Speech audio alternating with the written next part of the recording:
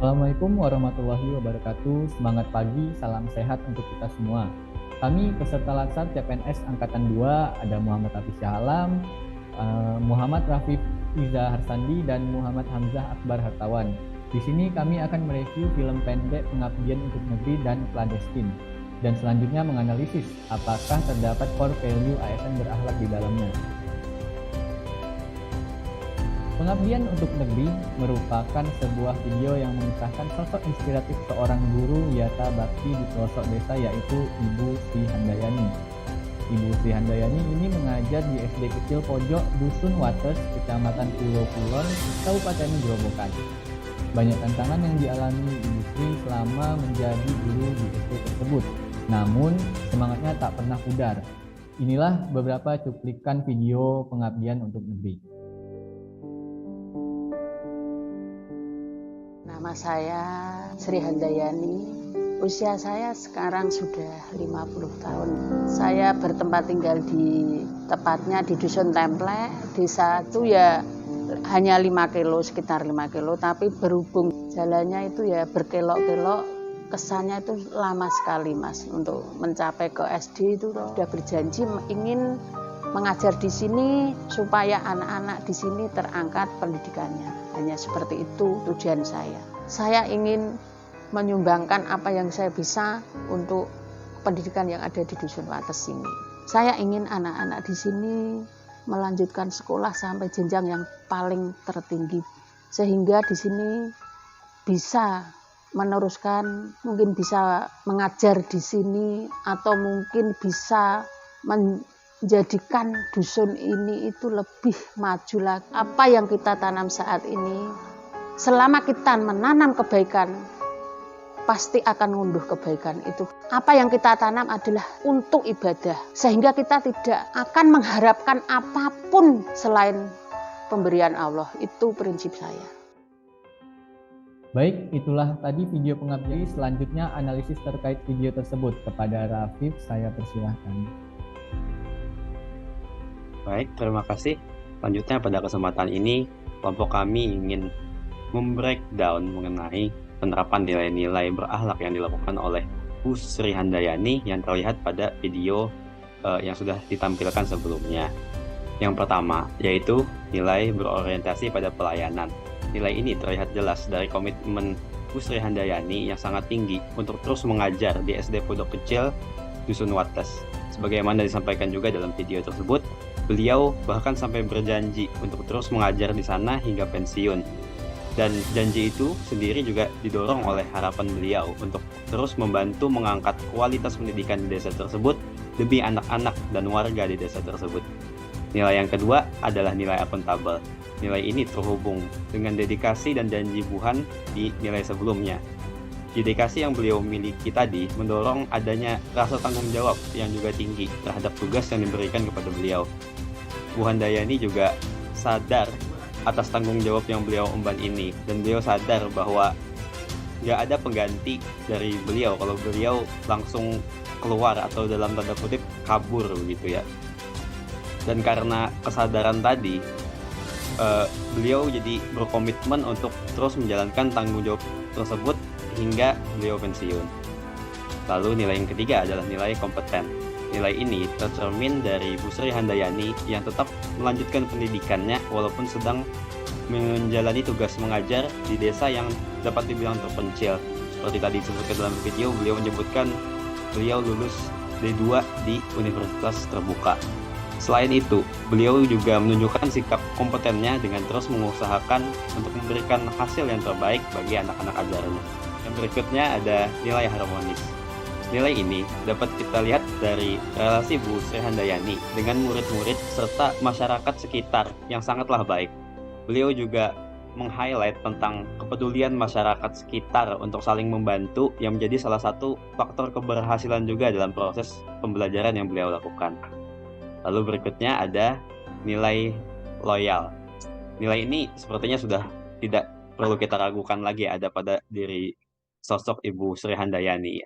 Beliau benar-benar berdedikasi untuk terus mengajar di Dusun Wates, walaupun dengan segala keterbatasannya, demi memberikan pendidikan yang berkualitas bagi generasi penerus bangsa yang ada di sana. Dan semua itu juga beliau lakukan bukan untuk mencari imbalan, tapi sebagaimana beliau sebut juga, semuanya itu demi mencari ridho Allah Subhanahu wa Ta'ala. Berikutnya ada nilai adaptif. Nah, nilai ini sepertinya sudah banyak sekali menghiasi perjalanan karir Wuhan selama mengajar di Dusun Wates ya. Mulai dari menghadapi medan yang tak mudah untuk menempuh sekolahannya, hingga menghadapi kebiasaan hidup warga sekitar. Sebagaimana tadi disebutkan, banyak murid yang sering membawa adiknya ke sekolahan gitu. Tapi seiring berjalannya waktu, Wuhan juga menyampaikan bagaimana beliau sudah terbiasa dengan hal tersebut, dan ini meng-highlight kemampuan adaptasi dari Bu Sri Handayani. Dan yang terakhir ada nilai kolaboratif. Nilai ini beliau sampaikan langsung dalam video, bahwasanya hasil yang didapatkan itu tak lain dan tak bukan adalah karena hasil kerjasama dan kerja bakti dengan warga sekitar juga. Penerapan nilai kolaboratif ini kemudian ditegaskan ulang dari ungkapan beliau tentang seberapa mudah masyarakat di Dusun Wates itu memberikan dukungan selama benar-benar diajak untuk bekerja bersama-sama. Nah, seperti yang sudah kita simak bersama juga, nilai-nilai berakhlak yang diterapkan dengan sangat baik oleh Bu Sri Handayani ini memberikan dampak yang sangat positif, baik itu bagi diri beliau sendiri maupun bagi orang-orang di sekitarnya. Pada diri beliau menjadi muncul semacam personal branding bahwa beliau ini orang yang dihormati dan disayangi oleh murid-murid serta warga sekitar. Benar-benar menggambarkan terpenuhinya fungsi-fungsi seorang ASN, terutama fungsi memberikan pelayanan terbaik kepada masyarakat dan juga fungsi sebagai unsur perekat persatuan bangsa. Dan bagi orang-orang di sekitar Bu Sri Handayani, dampak yang dapat dirasakan tentunya datang dari pelayanan yang beliau berikan kepada mereka. Pelayanan yang mampu memenuhi kebutuhan mereka, yaitu pendidikan bagi anak-anaknya. Untuk bagian selanjutnya, apa solusi yang dapat kami tawarkan dari permasalahan yang mungkin dihadapi oleh Bu Sri Handayani dalam video tersebut? Nah, untuk bagian ini akan saya serahkan ke Aam. Baik, terima kasih Pak Rafif. Di sini saya akan menjelaskan beberapa solusi yang kami usulkan untuk mengatasi permasalahan tersebut. Nah, pemerintah perlu melakukan pembenahan pada sarana dan prasarana, baik sarana dan prasarana yang terlibat langsung dalam kegiatan pendidikan maupun sarana dan prasarana sebagai penunjang untuk menunjang pendidikan tersebut. Pemerintah harus memastikan bahwa setiap anak yang mana merupakan sebagai calon penerus bangsa dapat memperoleh pendidikan yang cukup. Pemerintah juga harus memastikan segala bantuan yang diberikan untuk kegiatan pendidikan maupun kegiatan ekonomi benar-benar sampai kepada masyarakat yang berhak untuk menerimanya. Selain itu, pemerintah juga harus memikirkan kesejahteraan dari para guru yang rela berkorban dan mengabdi untuk kepentingan dan kemajuan bangsa. Diharapkan dari pelaksanaan solusi tersebut, maka kegiatan pendidikan dapat berjalan lebih baik lagi. Dengan begitu, tingkat kesenjangan pendidikan dapat menurun.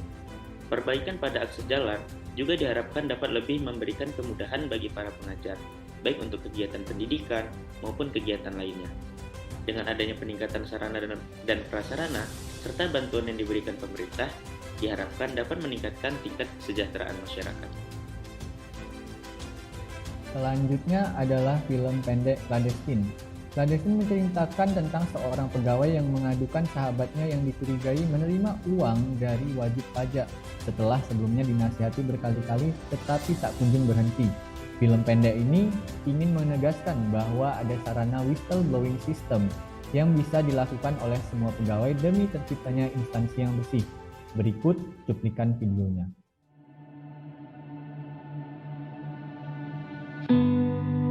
Bukankah tiap langkah adalah pilihan? Sahabatku, integritasnya, dan instansi ini. Gimana ya ngejelasinnya? Jadi sebenarnya selama ini gue sering nerima uang dari WP, terus gue nggak nolak, Res. Kawan, perlu waktu untuk buatku sadar.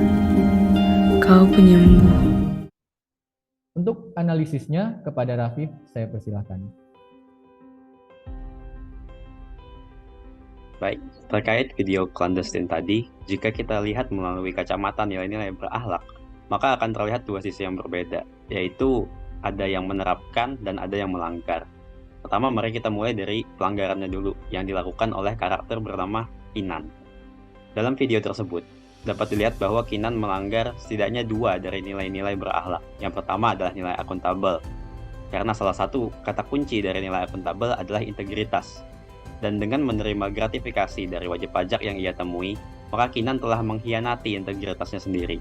Dan konsekuensinya adalah dengan melanggar nilai akuntabel tersebut, perbuatannya jadi tidak dapat dipertanggungjawabkan. Dan ada hukuman pastinya yang harus dia hadapi kemudian. Lalu nilai berikutnya adalah nilai loyal. Nilai ini digambarkan sebagai dedikasi mengutamakan kepentingan bangsa dan negara. Akan tetapi dalam kasus ini, Kinan justru menerima gratifikasi dari wajib pajak dan bukannya melaporkannya. Dia justru menggunakannya untuk kepentingannya pribadi, yang mana itu berbanding terbalik dengan deskripsi nilai loyal tadi. Yang semestinya adalah untuk mengesampingkan kepentingan pribadi demi kepentingan bangsa dan negara. Terlebih lagi jika nilai tersebut juga mengorbankan kesetiaannya terhadap peraturan dan terhadap instansi. Sementara itu, di sisi lain, sahabatnya Kinan, yaitu Resti, justru memperlihatkan nilai-nilai yang Kinan langgar. Yang pertama adalah nilai akuntabel yang ia tunjukkan dengan memegang teguh integritasnya, walaupun dengan melakukan demikian, ia harus dalam tanda kutip mengorbankan sahabatnya sendiri. Dan yang kedua, nilai loyal, ini ditunjukkan di mana di saat sahabatnya tadi memilih mengemukakan kepentingannya pribadi, Resti justru memilih untuk tetap setia kepada peraturan dan kepada instansi dengan melaporkan Kinan untuk menjaga kebersihan serta nama baik instansinya sendiri. Nah, lalu konsekuensi apa nih yang ada dalam pelanggaran dan penerapan nilai-nilai berakhlak tadi? Dapat dilihat bahwa pelanggaran nilai-nilai berakhlak pada akhirnya hanya akan membawa masalah. Bahwasanya pelanggaran nilai tersebut hanya akan menciptakan insan-insan tanpa nilai-nilai utama yang dia pegang teguh, yang akhirnya itu tidak dapat memandu mereka ke arah yang benar.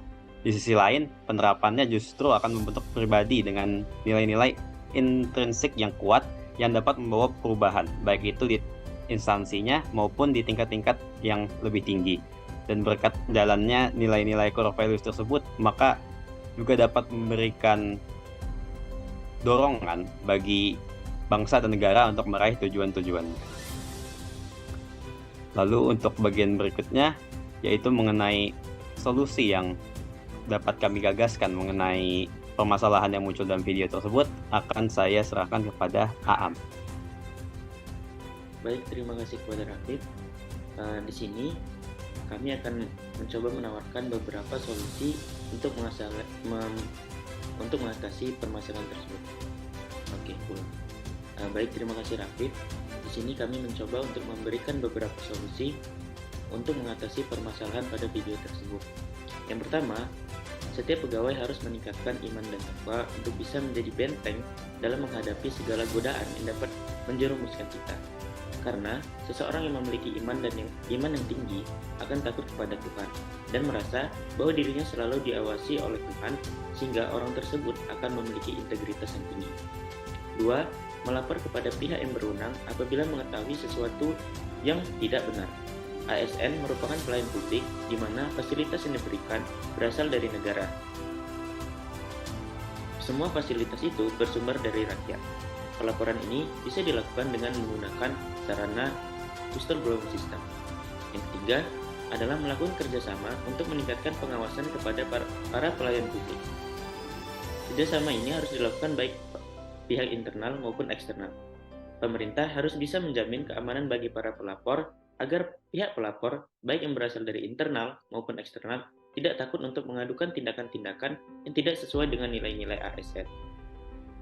Dengan dilaksanakannya solusi tersebut, diharapkan yang pertama dapat menjadikan ASN yang sesuai dengan nilai-nilai berakhlak, sehingga tidak mudah tergoda dengan praktik KKN yang dapat merugikan negara. Yang kedua, menciptakan lingkungan kerja yang sehat dan bersih sesuai dengan tujuan DJP, yaitu DJP bersih. Yang ketiga, memudahkan untuk melakukan pengawasan kepada seluruh pegawai DJP maupun seluruh ASN agar terciptanya pelayanan publik yang sesuai dengan nilai-nilai ASN.